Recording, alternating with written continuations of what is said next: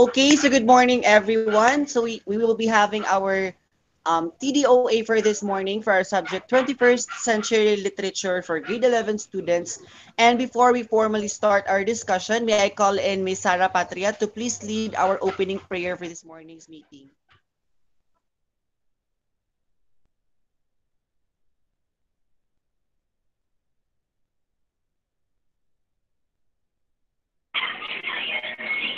Let us all remember that we are in the most holy presence of God. Make the sign of the cross. In the name of the Father, and of the Son, and of the Holy Spirit. Amen. Our Lasalian prayer. I will continue, O my God, to do all my actions for the love of you. Saint John Baptist de la Salle, pray for us.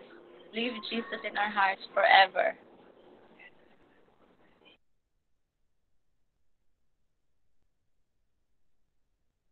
Okay, so good morning, everyone. How are you feeling today? We're Morning, fine, sir. sir. Okay.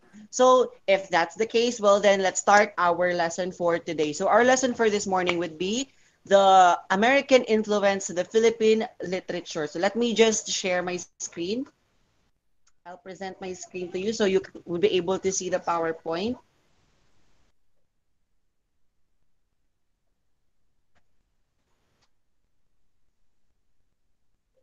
So are you able to see the PowerPoint now? Yes, sir. Yes, sir. Yes, sir. So our subject for today is the periods of the Philippine literature, the American period for our subject 21st century literature. And before we start, let's first define our learning competencies or outcomes. Miss Rona Mea Pipito, kindly read our competencies and outcomes. Learning competencies outcomes. To be able to relate the influence of the American region to present day Philippine literature. To be able to identify the literary works of Filipino authors that were written in the American period. To find the significance of their influence to modern day education. No, sir. Okay, thank you so much. So these are the goals that we will be trying to achieve during our discussion for this morning. So of course, we all know that during the American regime in the Philippines, they have brought many impacts, especially to the education system of the Philippines. They taught us many things, and their influences are still evident until today. So, Mr. Porniak, can you please read what is literature? Literature is defined as book and other written works, especially those considered to have creative or artistic merit or lasting value. Books written by Charles Dickens are an example of literature. Books written on scientific subjects are example of scientific literature. Okay, thank you so much. So basically, literature is defined as books and other written works, especially those considered to have creative or artistic merit or lasting value. So examples of literature are books, um, novels, poems, stories, essays, articles, any written material or any written texts that has significant value or artistic value and also merit. Books written by famous authors and um, us book our texts or written texts that are written by students as well are considered as literature. Okay, so Miss, who are the students today? Miss Camila Rose de los Santos, can you please read what are essays? Essays. An essay is generally a piece of writing that gives the author's own argument. But the definition is vague, overlapping with those of a letter, a paper, an article, a pamphlet, and a short story. Essays have traditionally been self-classified as formal and informal.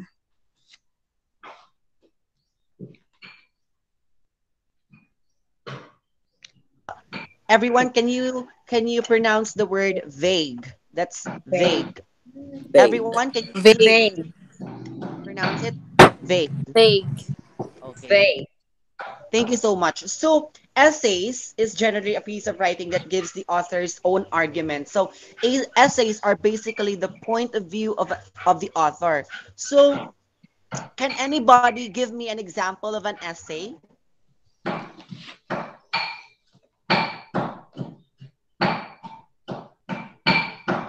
Kindly raise your hand if you want to answer. Anyone who can give an example of an essay. Me, sir. Okay, Wendell. So, one of an example of an essay is a work by Carlos P. Romulo, which is titled "I Am a Filipino." So, this essay is all about the underlinings of the burning desire of the Filipinos for independence. Okay, thank you so much. Very good. And let's move to our next topic, which is the short story. So, Miss who am I gonna call?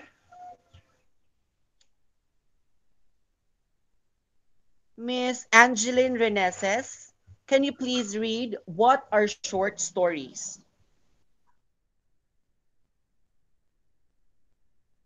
Wait lang sir ha, kadali lang.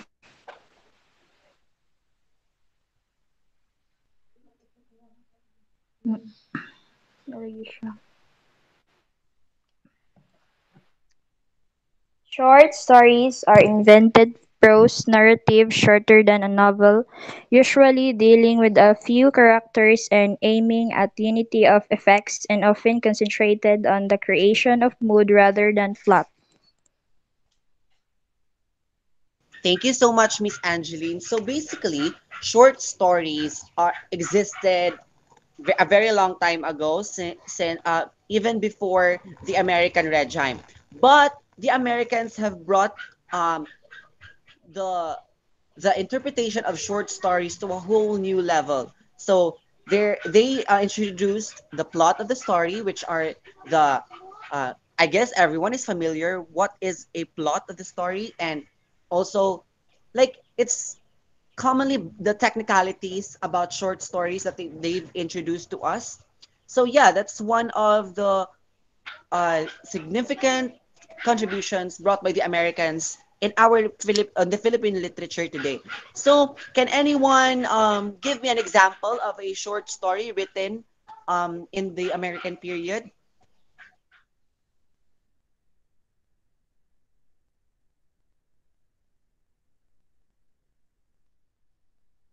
Anyone give me an example of a short story written in the American period?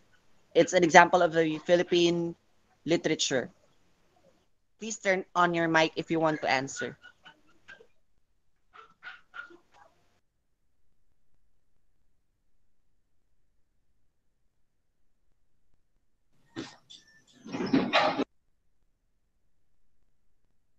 Yes, Miss De Los Santos, do you want to speak?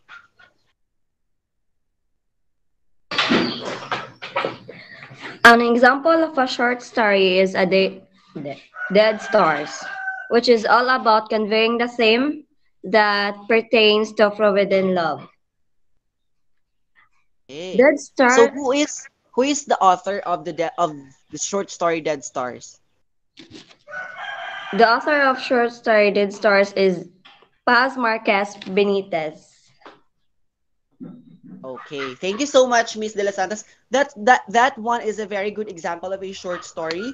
I I remember we discussed that short story back when I was in high school, and that story was very interesting. And now let's move to the third one, which is better educational system. So may I call in Miss Patria to please read the better educational system?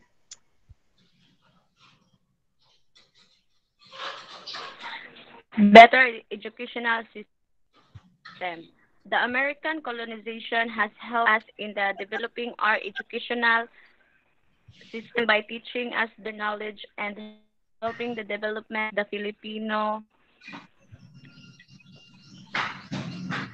the Filipino people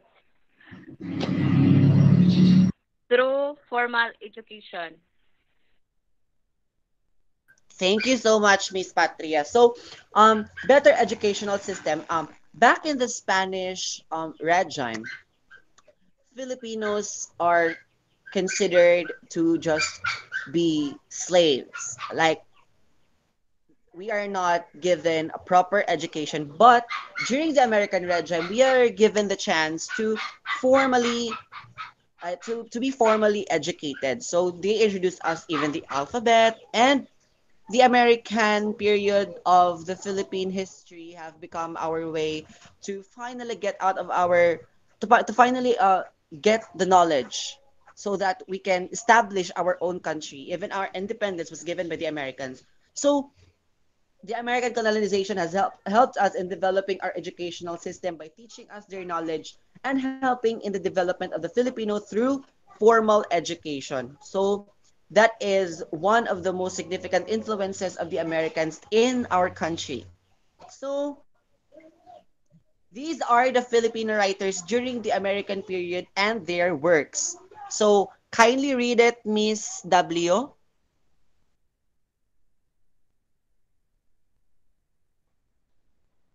Filipino writers during the American period and their works. Julian Cruz Balmaceda, poet, playwright, essayist. He wrote Ang Piso ni Anita Marilag na Guro, Magsasaka na Saan Ka. Patricio Mariano,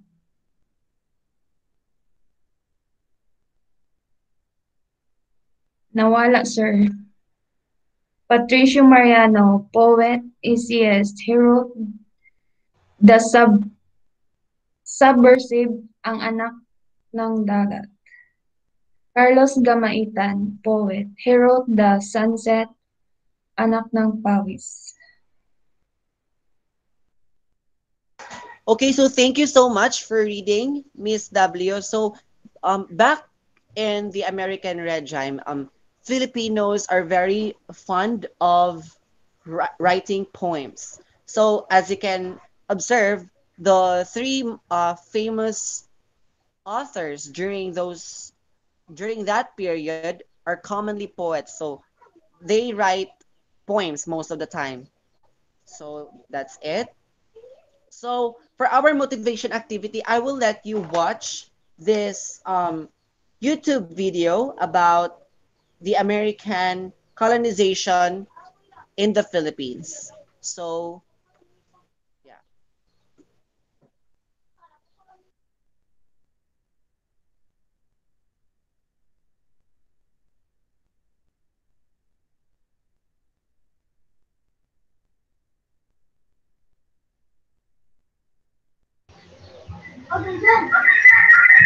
When colonization started. On April 21, 1898, the United States declared war against Spain. It was the first overseas conflict fought by the United States.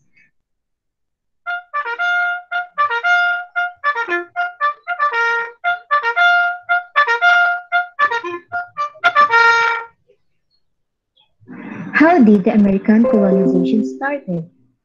On April 21, 1898, the United States declared war against Spain.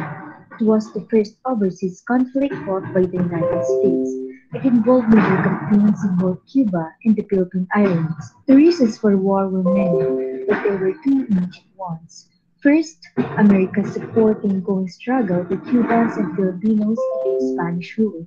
Second, the mysterious explosion of the battleship USS Maine in Havana Harbor. It was ultimately resulted in what is called the Treaty of Paris, in which the Spanish agreed to give up the islands of the Philippines. Treaty of Paris was signed on December 10, 1898.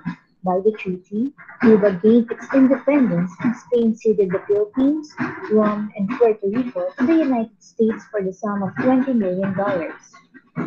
Marking the end of Spanish imperialism, the treaty established the United States' position as a world power.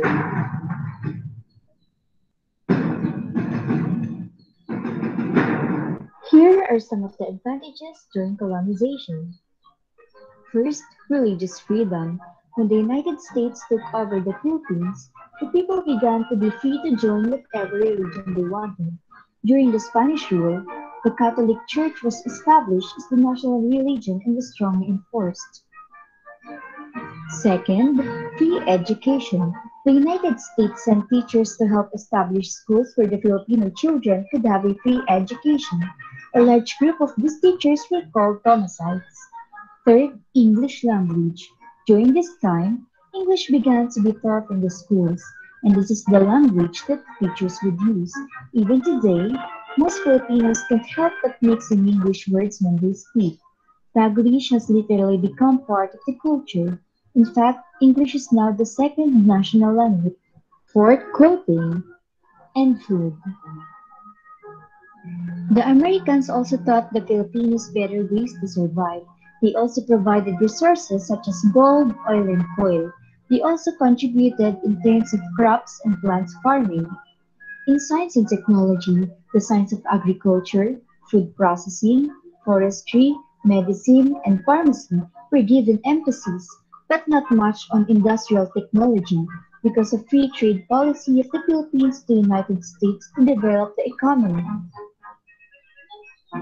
In 1901, the Bureau of Government Laboratory replaced the Laboratorio Municipal during Spanish colonization. They studied tropical diseases and had laboratory projects including serum laboratory. In 1933, the Bureau of Science was established as the primary research center of the Philippines until World War II. In 1946, the Institute of Science replaced the Bureau of Science. One of the main scientists during American colonization was Angel Alcala. He was noted for his work in marine and aquatic biology.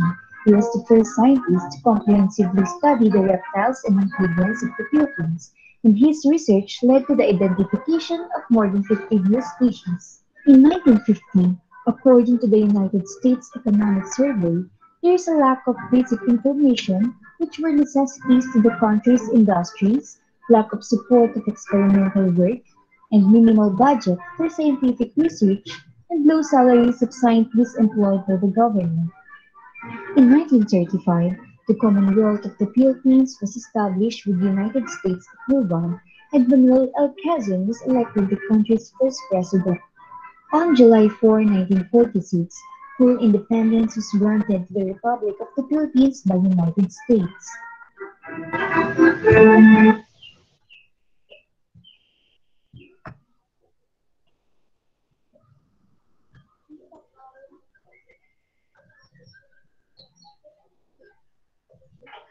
Okay, Okay, so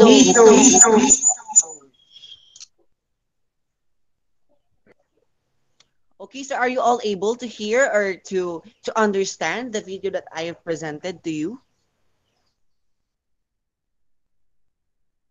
yes, sir. Um, can you hear me, everyone? Yes, sir. Yes, sir. So again, my question is, did everyone understood or comprehended what the video was trying to say?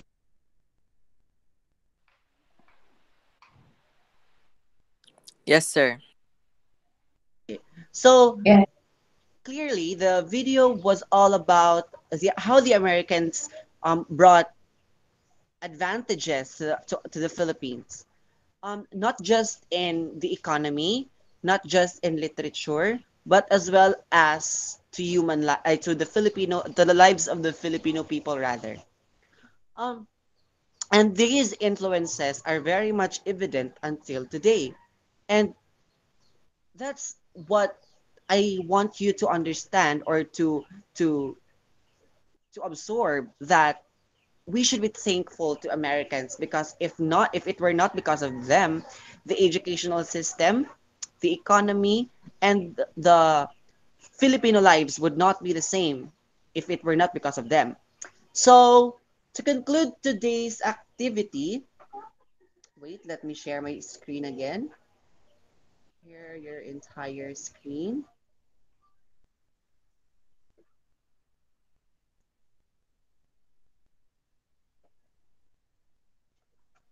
So to conclude today's discussion, this will be our assessment for today. I would like you to make a poem on how the Philippine literature during the American period improved the Philippine education system today. Use Microsoft Word as a technological tool and upload it in Google Drive. So, is it all clear to everyone? I would like you to make a poem. It's just a poem. It's a free verse. You can decide whether how many stanzas you like, if it's rhyming or not. So it's a free verse kind of poem. So kindly upload it in Google Drive and please use Microsoft Word as a technological tool. And later I will send the specifications in our group chat, like the font size, font style, and the margin. I will send it to our group chat later. So is it all clear? Okay, Yes, sir. sir. Yes, sir. Okay, Yes, thank you sir. so much, everyone. And I really had a good time talking with you guys, discussing about our topic for today. And of course, before we formally close our meeting for today, let me call in Mr. Wendell Pornia to lead our closing prayer. Okay, sir. So, let us all remember that we are in the most holy presence of God. Make sign of the cross. In the name of the Father, and of the The Son, Father, of the Son, and Holy Spirit. Amen. our Lasallian prayer. I will I continue. will continue, oh my God, I to do will all my actions God, for the the love of Lord, you. continue Saint John of you. Baptist. pray for us. Pray for Pray us Jesus. for us forever. forever. So thank you so much, everyone. Once again, good morning, and you may now leave the meeting. Thank you so much. Thank you, sir. Thank Bye. you, sir. Bye. Goodbye, sir. Yes, sir. Have a good You. day. Yes, sir.